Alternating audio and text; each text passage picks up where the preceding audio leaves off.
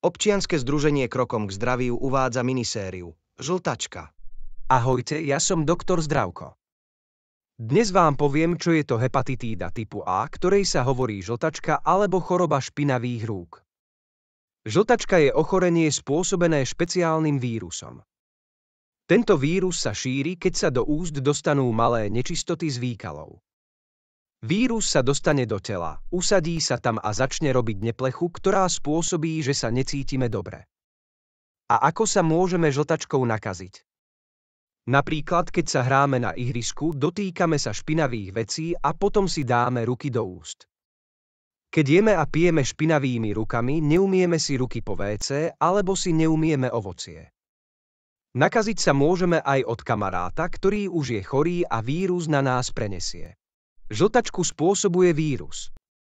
Ten sa dostane do tela spolu so špinavými rukami alebo predmetmi, ktoré si dáme do úst. Myslite na to. Tento projekt bol realizovaný s finančnou podporou Úradu vlády Slovenskej republiky, Úradu splnomocnenca vlády pre rómske komunity.